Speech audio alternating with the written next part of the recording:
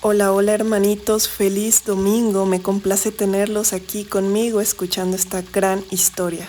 Continuamos para conocer más a San Charbel, a ver qué sorpresas nos esperan el día de hoy. Los que estuvieron ya en el capítulo de ayer saben que estuvo fuertecito, así que parece que vienen también cosas sorprendentes el día de hoy. Veamos qué es lo que nos espera. Y por último, pero no menos importante, que disfruten del ruido del agua que está corriendo, sí, en este arroyo, para que se despejen un poquito y se adentren en este bonito relato. El loco de Ejmej. En Ejmej vivía un loco, Jibrail Saba. Se había convertido de repente peligroso, tanto para su vida misma como para la de los otros. El padre Tanus Musa y varios hombres del pueblo decidieron llevarlo a la ermita. Les costó mucho trabajo. Cuando llegó frente a la puerta de la capilla, rehusó entrar a pesar de sus esfuerzos. Fui a ver al padre Charbel, cuenta el testigo, y le dije lo que estaba sucediendo. El padre llegó y le dijo al loco que lo siguiera a la capilla. El loco obedeció sin decir una palabra, pero tomaba posturas raras. Póngase bien de rodillas, dijo el padre. Se arrodilló, los brazos en cruz, como un ángel. El ermitaño entonces leyó el evangelio encima de su cabeza y después nos hizo una señal diciendo que lo regresáramos a su casa. Estaba curado. Se encuentra actualmente en América con los hijos que tuvo después. Algunos gestos, algunas palabras, y un hombre recobra la razón. Ese gesto, según los usos orientales, consiste en una lectura de una página del Evangelio sobre la cabeza del enfermo, imitando en esto al cura de Ars que atribuía sus milagros a Santa Filomena. El ermitaño atribuía los suyos a la virtud de la palabra de Dios. Visión a distancia. Es el padre Macario, su compañero, el que nos hizo la revelación. Recibió orden, el padre Charbel, de su superior, de ir un día con 2 mensajeros hacia Futuj Kerran para rezar por un enfermo. Cuando llegaron a la mitad del camino, se detuvo, se arrodilló y les hizo una señal a los 2 mensajeros para que hicieran lo mismo. Recemos por el enfermo, dijo, porque acaba de morir. Después, levantándose, se excusó de no proseguir el camino y volvió a la ermita. Se supo después que el enfermo en realidad había muerto a la hora indicada por el padre Charbel.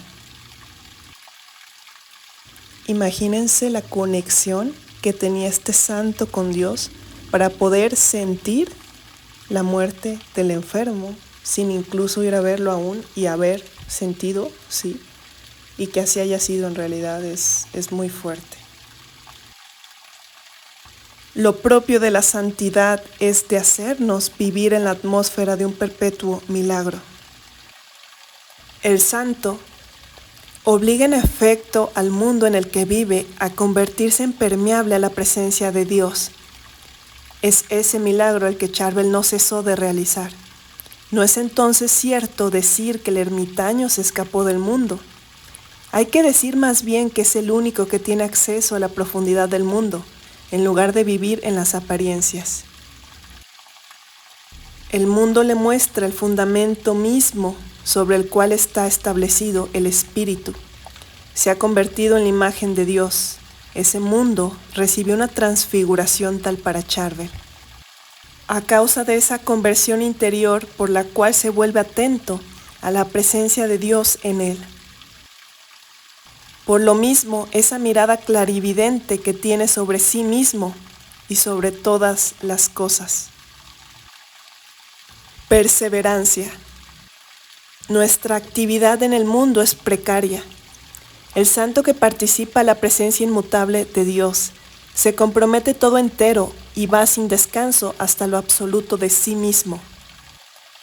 Charvel, gracias a esa fidelidad perseverante a la regla, se convirtió en un alma fuerte. Su docilidad a la gracia creó en él una increíble fuerza que llegó hasta el heroísmo. Fidelidad que no conoció descanso durante los 47 años de su vida religiosa. Meditaba este artículo de su regla.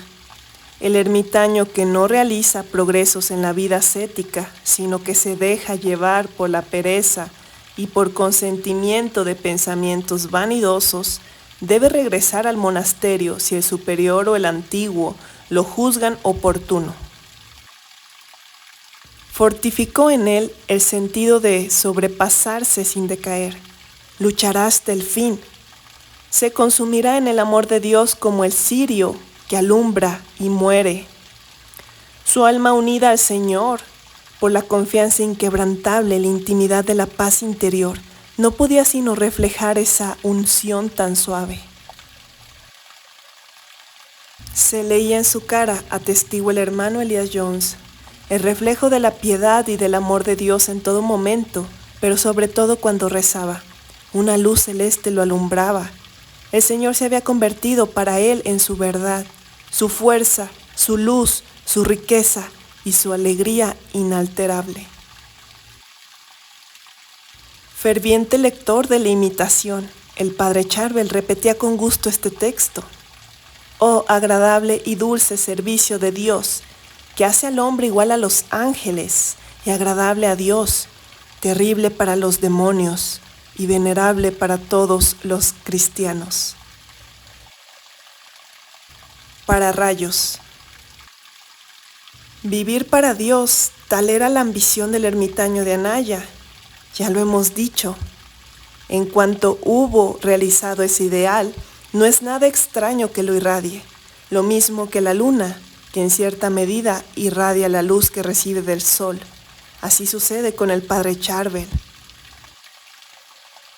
Punto de unión entre el cielo y la tierra llevaba, sin ser del mundo, el mundo a Dios por sus sacrificios de reparación y de intercesión y sobre todo por sus misas.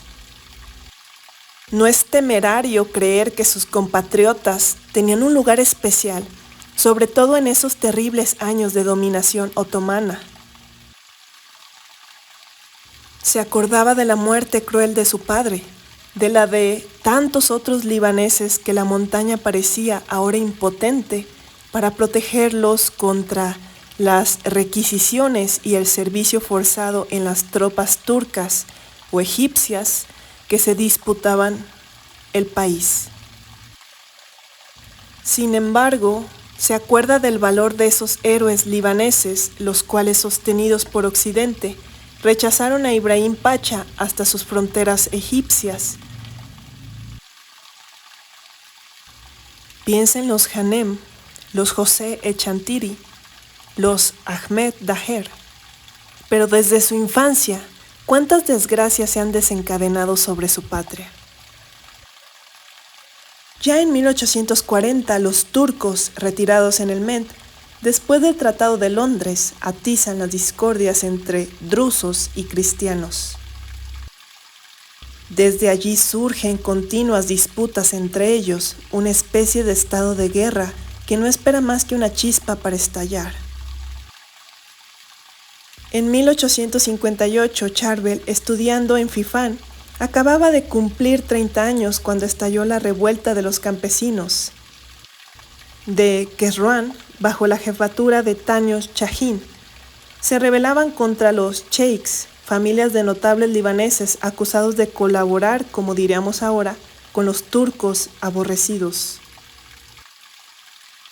La espantosa tragedia de 1860 no podía dejar de franquear el umbral del monasterio. Charvel acababa de ser ordenado sacerdote.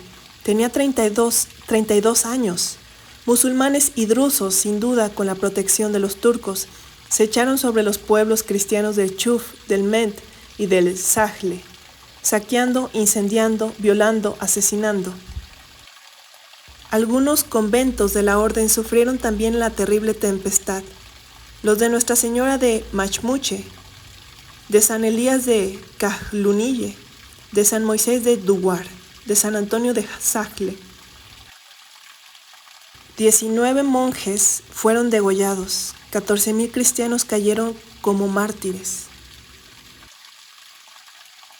Miles de refugiados de la costa y de los pueblos lejanos llegaban a Naya, hambrientos, desprovistos de todo, a veces heridos. Contaban escenas de terror, casas quemadas, árboles frutales cortados, ganado muerto, gusanos de seda destruidos, y lo peor de todo esto, Deir el Qamar ahogado en sangre, las iglesias saqueadas y quemadas, y cuántas otras crueldades que la pluma se rehúsa a escribir. Y por encima de todos esos horrores, el hambre ya extendía sus alas siniestras. La historia de esos crímenes hace sangrar el alma del padre Charbel. Desde luego no cesa de multiplicar sus penitencias y sus plegarias implorando la misericordia celeste. Señor, ten piedad de tu pueblo, no abandones tu herencia a la vergüenza, a la burla de las naciones. Dios escuchó por fin las plegarias de sus hijos. Hizo surgir en ese año de 1860 un héroe magnífico, José Bey Karam de Gorta.